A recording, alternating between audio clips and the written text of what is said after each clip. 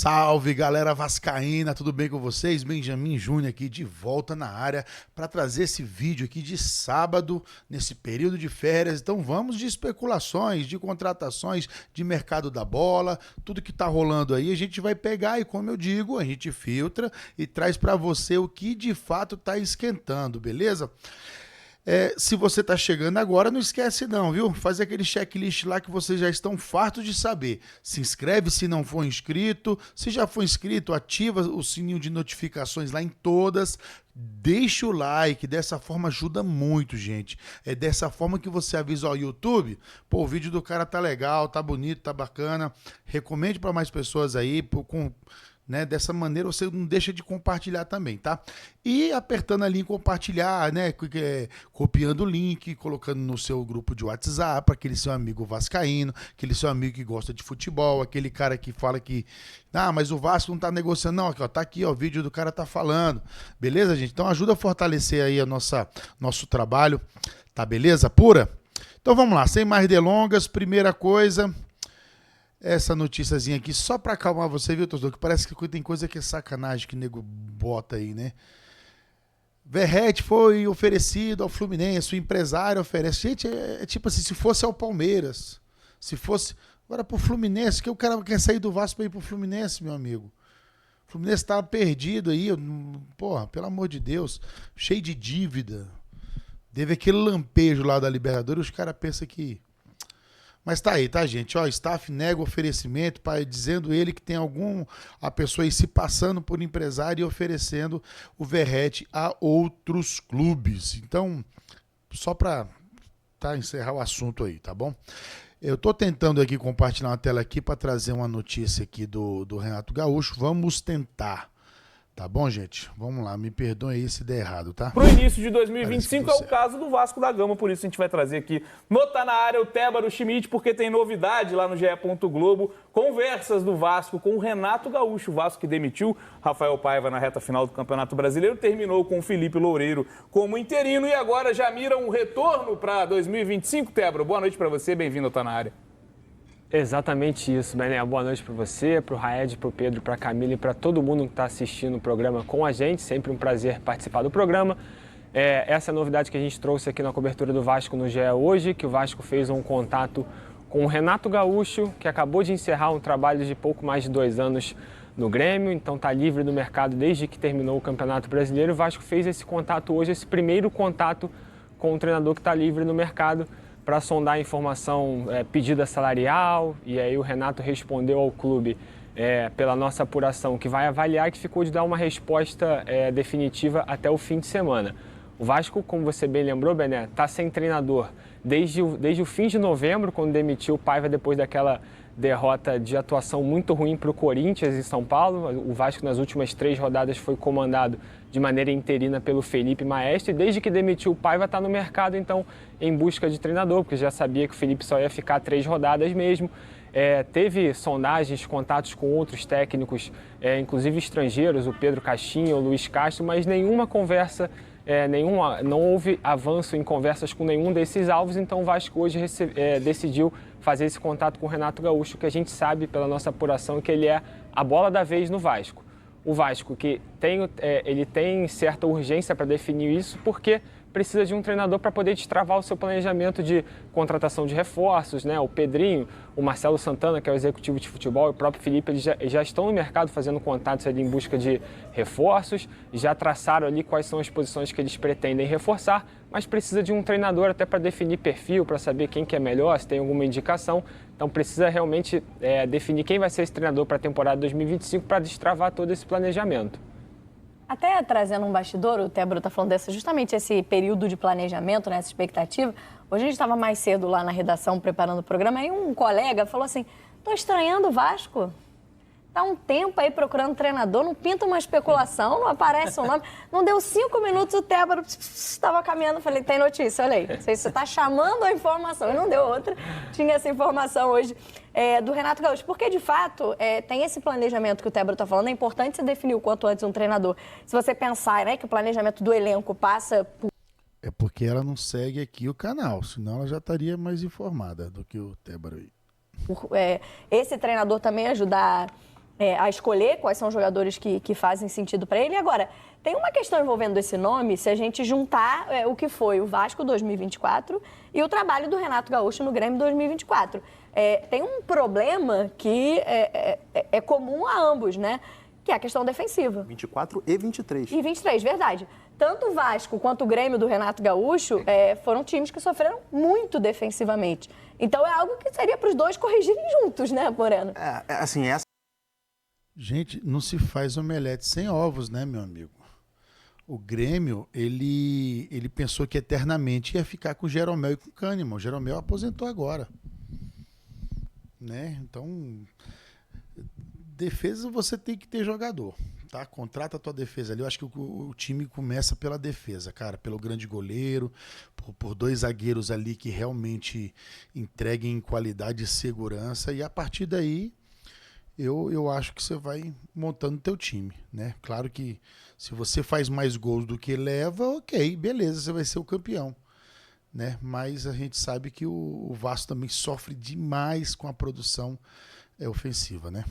Essa, para mim, é o meu principal questionamento com relação à escolha do nome do Renato. Porque, na minha visão, o principal problema do Vasco é conseguir ajustar a questão defensiva, inclusive... O principal problema, gente, na escolha do Renato é porque se não for Renato, é quem? O problema maior é esse. Coloque aí uma lista, gente. Você vai colocar aí Tite, tá fora do mercado. Você quer o Tite? Né? Quem mais tá fora aí? Tá livre do mercado aí? Porque o Vasco não tem dinheiro para tirar um grande treinador de um time que já tá empregado, já não dá para pagar a multa. Tá? Então, assim, o grande problema é quem? Se não for Renato Gaúcho, será quem, cara pálida? É a principal carência do elenco, então o Vasco precisa parar de sofrer gols. Foi a 4ª pior defesa do Campeonato Brasileiro, ficou atrás só do Juventude e do... A gente tem duas coisas aí, tá? Claro que assim, aquele 6-1 pro Flamengo, que é uma coisa, né, um acidente de percurso, 4-0 pro Criciúma, só aí já foram 10 gols. O Vasco, só nesses 2 jogos aí já... Muito embora o Vasco sofreu, acho que 4 jogos seguidos, 3 gols, né? Vamos lá, me ajuda aí. Fortaleza, não, foi 3. Não, São Paulo também, só que não foi seguido. São Paulo, Fortaleza, Botafogo e Corinthians. Então foram 12 aí. Também foi um absurdo também, tá? Mas são contextos aí diferentes. O Vasco foi jogar com o São Paulo um jogo anterior à Copa do Brasil. Nitidamente o Vasco estava pensando em Copa do Brasil. Não digo que ele entrou em campo pensando nisso, mas o jogador, por natureza, ele não vai na dividida, enfim. Agora os outros, gente, Fortaleza, Botafogo e Corinthians estavam muito superiores ao Vasco, tá? Então, mas de fato são números horríveis, números que deixam a gente muito preocupado. E não estou falando que só os zagueiros, é sistema defensivo.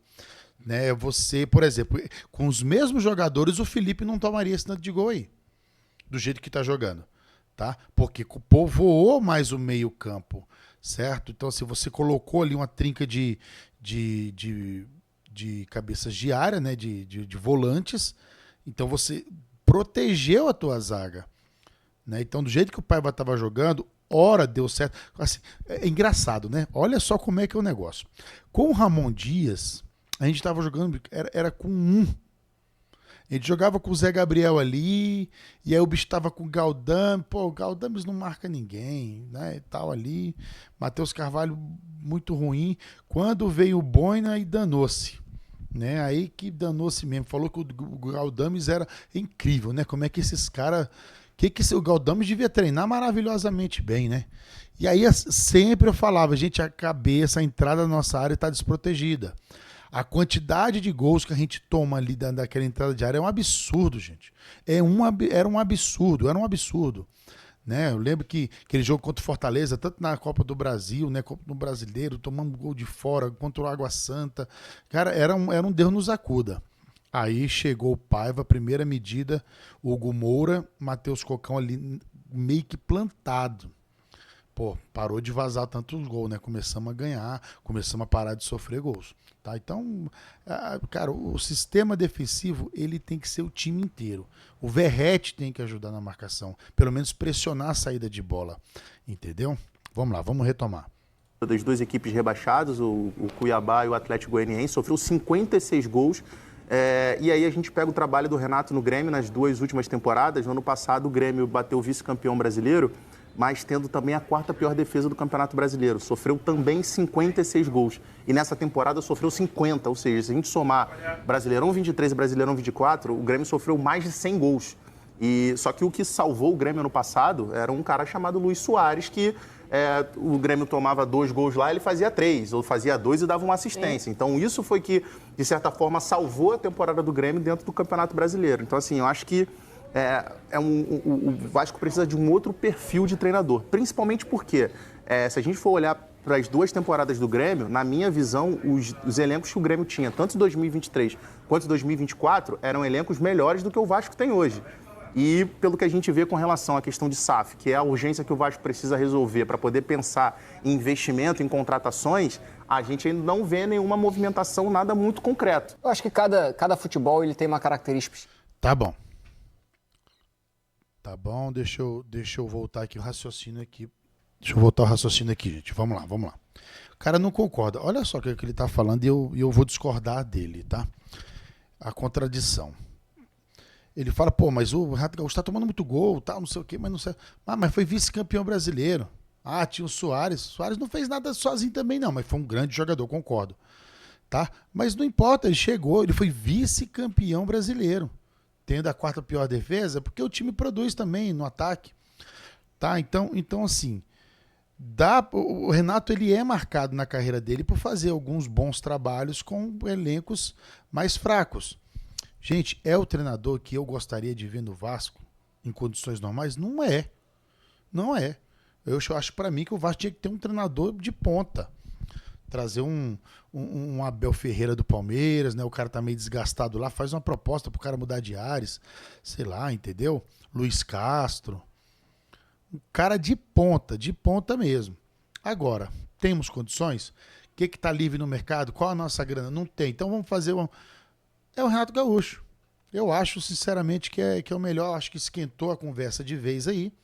Tá? Acho que nesse final de semana, e mais tardar na outra, acredito que a gente vai ter a resposta de sim ou de não. Espero que seja de sim, porque a gente não tem tempo a perder. A gente tem que planejar logo, tá, gente? Então isso é de treinador. Deixa eu colocar outra coisinha aqui, deixa eu ver. Vocês não vão ligando não, tá? Porque aqui é tudo no ao vivo, gente. Gostam de um jogo de uma determinada maneira, no Rio de Janeiro de outra. É isso aqui que eu queria falar, tá, galera? Reforma de São Januário, Prefeitura regulamenta a lei do potencial construtivo do estádio. Eu ia trazer só uma fotinha, mas eu acho que é legal, cara, a gente falar um pouco de tudo aqui, tá bom? Porque eu acho que dessa vez, assim, a gente não tem mais etapas burocráticas a vencer, tá? Vamos lá. A lei que autoriza o Vasco a vender o potencial construído de São Januário foi regulamentada nessa sexta-feira pela Prefeitura do Rio de Janeiro e publicada no Diário Oficial. Né? Com o decreto, o clube tem um amparo legal para dar início à venda do potencial construtivo e viabilizar o início das obras do estádio. Tem que vender ainda. Olha aí, para quem não... Cara, que show de bola. Para quem já foi em São Januário, olha para isso aqui e tu acha surreal, sabe? Muito surreal. E esse espaço, né, que vocês estão vendo aqui, ó, ele é todo... Porque aqui é o seguinte, aqui é São Januário, aqui tudinho aqui, ó, nessa parte aqui é São Januário ainda. É a volta, aquele anel que dá aqui. Bem aqui nessa parte aqui tem quadras desportivas, aqui tem um campo anexo, é um campo reduzido.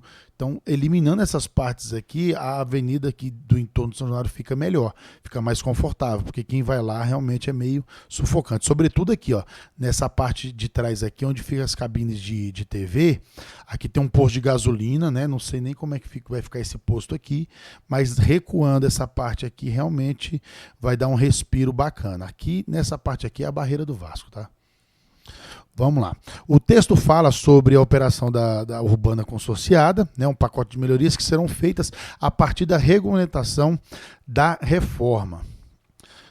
Né, a reforma do estádio do Vasco, né, as obras do entorno do São Januário, a própria venda do potencial construtivo para as outras regiões da cidade, como a Barra da Tijuca. O Vasco ainda vai apresentar à Prefeitura o projeto com o estudo para as obras do entorno. Tá?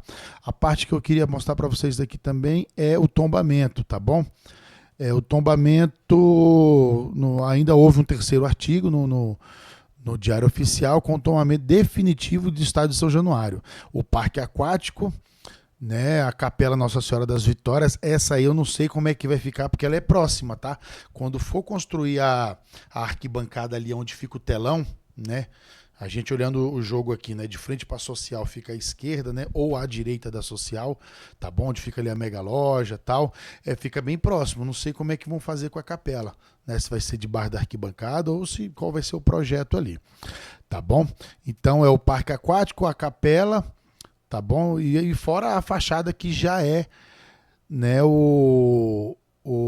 já é tombada, tá bom? O que é o potencial construtivo? Isso é uma coisa que a gente tem dúvida. Para mim é uma coisa que, sabe, eu não concordo meio do jeito que é feito, né? Mas é lei, tá amparada, tá todo. O Vasco não é o primeiro e certamente não será o último.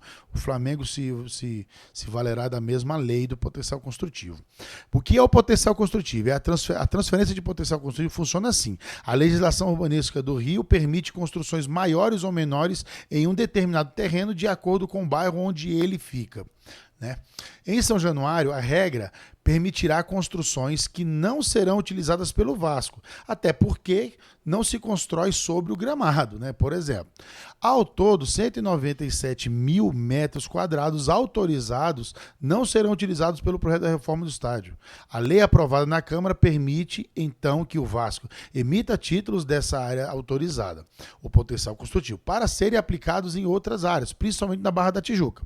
Com isso, a construção pode adquirir o potencial do Vasco e aplicar em outro terreno, que poderá ter construções maiores do que inicialmente permitido pela regra local. Isso permite, por exemplo, que prédios mais altos do que o previsto sejam construídos nessas chamadas áreas receptoras, sempre respeitando o limite máximo estabelecido em lei. A Câmara dos Vereadores do Rio de Janeiro aprovou no dia 18 de junho, em segunda discussão, o projeto de lei do potencial construtivo da reforma de São Januário, estádio do Vasco. O projeto foi aprovado por uma unanimidade entre os parlamentares com 44 votos a favor e seguiu para a sanção do prefeito Eduardo Paes. Tá? O Marcos Braz é vereador, inclusive ele votou também. E depois cobrou, vocês também vota lá, hein? O que eu quero falar sobre isso, gente? Tá bom, ó, tá vendo como é que nenhuma matéria é definitiva e explica. Vamos lá, o Vasco tem ali São Januário, vão os avaliadores, né? Geralmente avaliadores públicos, né? Banco do Brasil, Caixa, ou entidades ligadas aí, né? Como é que é? Do Instituto, né? Que compõe alguns avaliadores aí que o governo aprova, né? Esqueci como é que é o nome do instituto, IBAP, tá? Instituto Brasileiro de Pesquisa, no seu diabo aí, o IBAP. E aí eles falam, pô, São Januário aqui vale tanto e tem um potencial para construir tanto. Beleza.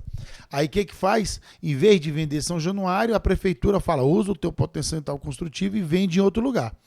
Beleza, aí vamos supor que vai vender na Barra da Tijuca lá, um projeto lá para construção de um shopping, os caras vão comprar. E eles vão pagar 500 milhões de reais num terreno na Barra da Tijuca, que não é do Vasco, é da prefeitura. Mas a prefeitura está falando que o Vasco tem direito, tem potencial construtivo em São Januário de tanto. Só que aí vem esse cara, compra na Barra da Tijuca, esse dinheiro vai para onde? Vai para a única e exclusiva reforma de São Januário. Tá, mas quem é que está pagando? Se aquele terreno é da prefeitura, ou seja, é da população. E aí vai dar para o Vasco? Vocês me entendem como é que é o negócio? É lei, gente. É lei, tá tudo certo. Mas é meio que imoral, né? Eu não vou deixar de falar isso. Eu moro em Brasília. O estádio aqui eu vou, usufruo todo o jogo do Vasco, mais legal, maravilhoso, mas eu nunca concordei. Brasília não, apesar que agora, né, tá entregue à iniciativa privada, estão melhorando lá, estão cuidando porque é um custo muito alto, mas eu nunca concordei. Eu acho que poderia ter levado para Goiânia, mas aí fizeram aqui, fizeram na Arena Pantanal, fizeram em Amazonas, né? A gente sabe, né, como o Ronaldo diz, né, não se joga bola em hospitais, né? Tem que ser em estádios. Parabéns, né? Era tudo isso que eu tinha para falar. Se você não se inscreveu, se inscreve. Chegou até aqui, muito obrigado. O vídeo acabou ficando longo, mas são conteúdos aí essenciais aí para nosso entendimento de vascaíno, tá bom? Deixa seu like, tá bom? Até a noite. À noite tem outro vídeo aí, sai lá por volta das 19 horas, tá bom? E até lá, ótimo sábado. A gente vai se falando.